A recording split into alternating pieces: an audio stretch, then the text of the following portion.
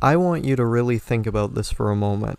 I want you to take an honest step back, reflect on your life, reflect on the things that you do, the things that you're saying, and try as hard as you can to put them into context without your own personal biases coming into the mix and mixing things up, because they're really only going to poison the well if you have the problem that I'm about to demonstrate. So let's imagine you're a NEET, the definition of which is not an education or employment or training. That is what being a NEET is. It is a descriptive thing. It is not a cultural thing. Certain people have built subcultures online surrounding this label, and in an attempt to be countercultural or to gather around shared similarities, they've rallied around this one descriptive term. But those communities are actually about things that are kind of auxiliary to this one thing or completely unrelated. Like, sure, a lot of NEETs might like anime, but does that mean that anime is a NEET hobby? Probably not. And on the same token, a lot of NEETs might be pathetic or failing in their goals in some particular way. Just examples. But does that mean that all people who are NEETs necessarily fit those descriptors? No. The term NEET itself is a broad descriptor that can be applied to a broad array of people. It is not a term that has moral qualities or ethical qualities. It is merely a descriptive term meant to denote a specific state of being that someone is in relation to the broader society. So with that being said, I want you to analyze this idea of NEET supremacy. If you happen to be someone who prescribes to it, there are people out there who say that being a NEET is quote-unquote superior to being a Wagie, as they call it, which is basically anyone with a job through which you accumulate wealth via wage labor. This is what these people say. They say that you are a Wagie if you do that. And then they also go on to say that these people are morally inferior because they are not living the way that you are living as a NEET. And I've never liked this. I've been a NEET for a long time. I've been a NEET for years and years now. I've been making videos about NEETs for over half a decade now. And I've never liked this attitude. I've never liked this attitude because to me, it seems readily apparent that you would not feel the need to broadcast your superiority over others unless you actually felt like you were inferior to others. You would not feel the need to say that your lifestyle is more desirable and more morally virtuous unless you felt like it needed to be said. And you probably feel like it needs to be said because you feel some level of insecurity about your position in the world. Whereas I would look at myself living in the exact same way, relatively speaking.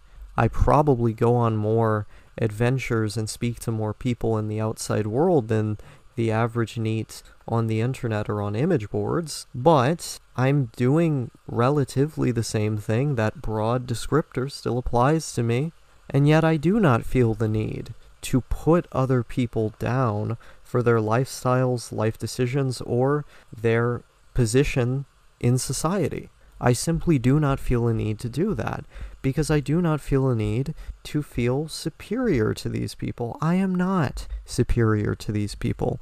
These people, like me, are just that, people. And people are extremely complex. There's different routes for them to go down, and some are going to work, some aren't. But whether or not they work is going to be dependent on the individual. And so, I as an individual am capable of recognizing that my life choices and the route that I've chose to go down are not a one-size-fits-all thing. That's not what this is. I'm doing what is best for myself at my own pace. And that could change. That could be any number of things as time goes on. But I am acting with a sincere conviction based on my sincere beliefs that I do not feel the need to justify to anyone or to explain. Which is one of the reasons why you don't really see me making videos arguing for my lifestyle. I've made videos years ago describing my lifestyle to share it with other people who might relate and as a archive for myself, but I do not agitate along these lines. I do not make my case for others because I implicitly believe, and this is demonstrated by my behavior, that to make my case for others is to cede some amount of control to others. Because if I allow myself to feel compelled to explain things to other people, am I not in some way being controlled by them through having them dictate the terms of the debate?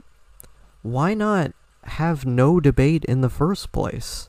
If I am so insecure that I feel like I must justify my opinions, my lifestyle, and so on to people with entirely different backgrounds, entirely different temperament, personalities, philosophies, experiences, etc., then I'm just going to be in a never-ending battle to explain myself. It's never going to end. Nobody who's on that camp is ever going to truly get it. Maybe you change some minds. Very few, most likely, because people are usually pretty hard-headed, but you'll change a couple, and that's it. So, if the goal is to be understood, then it's a goal that you're always going to fail at, because you're only going to be able to change so many people's perspectives. Not make people agree with you, that's not what I mean, but you're only going to be able to change so many people's perspectives insofar as they understand what you're going on about, and the rest of them are going to be completely unaffected by the things that you say. So why say them in the first place if it's such a fatalistic endeavor? Why not cultivate an attitude about oneself that takes this into context, takes the world around you into context, and realizes that self-acceptance is going to be the route by which you reach some manner of happiness. I think you can't rely on external validation. You can't rely on other people's opinions to accept yourself. That has to be something that comes internally. That has to be something that is confirmed to you by the experiences that you have. And if you're relying on others for that, you're just never going to win. Because there's always going to be millions upon millions of people that are looking right at you and thinking this is retarded. But who are they to say so? They don't know you. They don't know what you're experiencing.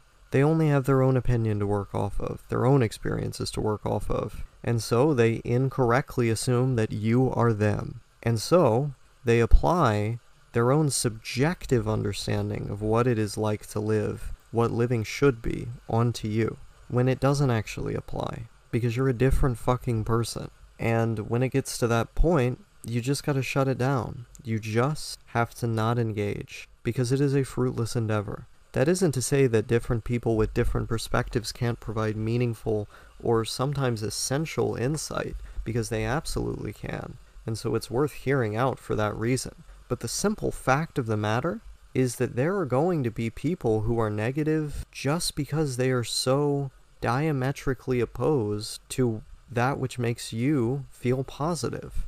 That for them, all the exact same stimuli causes them to respond in the exact opposite ways. That's just the reality. And you have to accept that.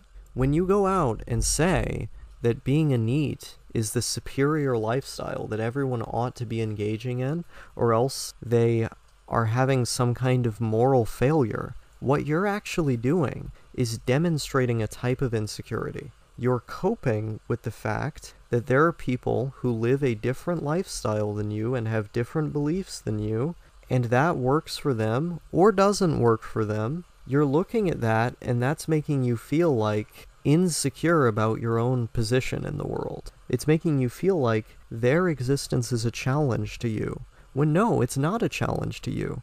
It's just their own individual approach. It's their own individual experience. It doesn't fucking matter. It's just them. It's them, not you. You're still you at the end of the day. But you go out there and say being in NEET is the superior lifestyle that everyone ought to have because it's the best. No, seriously, guys. And it doesn't actually say anything about the lifestyle or the label. All it says is that you're extremely insecure and that you are coping with that insecurity by promoting this kind of elitist perspective that looks down on people of a different strata, that looks down on people of a different walk of life for no reason other than your own insecurity. And in that sense, it's exactly the same as people who promote the Protestant work ethic. It's exactly the same as the people who go out there and say, a priori, you must be a wage laborer because your moral worth is proven by how well you can work for a boss, and therefore how much surplus value that boss can extract from you. That's what people who believe in the Protestant work ethic feel and believe and say. Is that not the exact same kind of moralism and imposition of one's own views or beliefs, that being the imposing of one's own views or beliefs onto others? Is that not exactly the same as what the NEET supremacists are doing? The people who go out and say, you're morally in the wrong if you're not a NEET, get fucked Wagie, BTFO, you're bad, L plus ratio, blah blah blah. It's the same shit. It's two radical extremes, but on the horseshoe, they meet at the exact same spot. This is just horseshoe theory, but for weird internet ideology. But I think it's true. I think those two groups have a lot more in common with each other than they do not. And it just goes to show.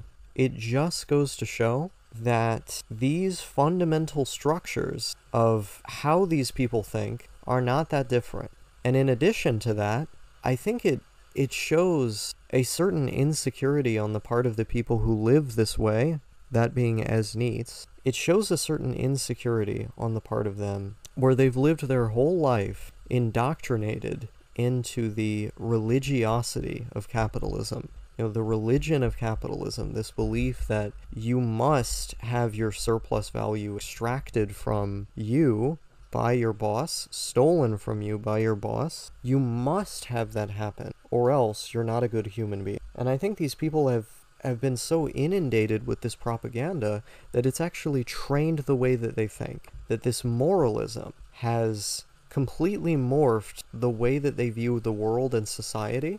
And so when they live as a NEET, it causes this cognitive dissonance, because that type of thinking still influences how they see the world, but they have this other way of living that is parallel to that stands in opposition to that.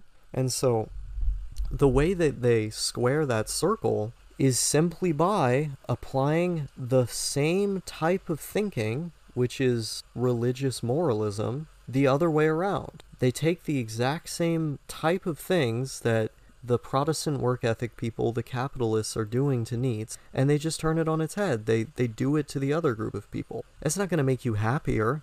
Those people who are waging away and then shouting about the lazy people, at least as far as this is concerned, they're not happy. This type of thinking is a flaw they could probably work on. It's a thing that's probably bringing them at least some stress. And the same goes for the NEETs, probably even more so, because they're basically saying that 98% of society is evil. I mean, if you live in a world where most of the world is evil, you're probably pretty fucking depressed. And so it's a problem either way. It's a problem no matter from what extreme perspective you look at it from. The solution is in the middle. The solution is to look at both of these groups and say, I'm not having any of that.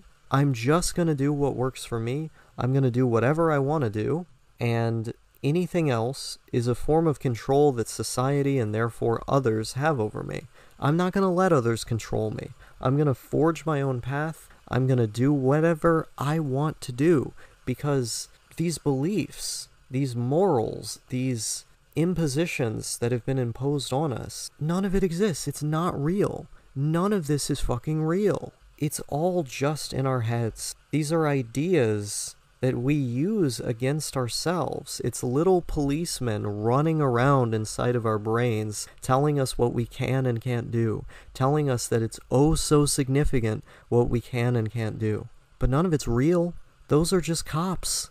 They're just cops inside our heads, telling us what's right and wrong. Well, I got a news flash for you. There is no right and wrong. There is only what benefits us and what does not. And the moment that you realize that the world is divided on those lines is the moment that you are going to stop caring about so many of these arbitrary categories, such as moral and immoral person. Arbitrary, made up, nonsensical, and for the most part, useless to you in the pursuit of your own ends, which is the only thing that should really matter at the end of the day. How are you going to advance your own position in the world? How are you going to feel the best you possibly can? How are you going to be the best that you possibly can? That should be of principal concern. That should be your principal concern. But instead, we muddy the waters so much by neurotically fixating on the desires and views of others, when those are just that, the desires and views of others. It's not us, it's not our desires, it's not our views, and yet we let those things dictate so much of how we think and behave. They're controlling you. Society and other individuals are controlling you through implanting these mind viruses inside of you. These mind viruses that say, you have to be good or you have to be bad. This is a mind virus that seeks to replicate itself time in and time out through your behavior and in your thoughts. But you can take an antiviral, and that antiviral is called selfishness. By being selfish, you can, in fact, escape the matrix. This is the matrix that you're trapped in. If you're a Protestant work ethic Wagie or a NEET supremacist, again, two different sides of the same horseshoe bumping up against each other closest to one another, if you're one of these people, there's a way out. There's a solution, and it's selfishness. Selfishness is how you break the cycle. It is how you can finally live for yourself instead of live for others, and in that sense, to no longer live being controlled by others.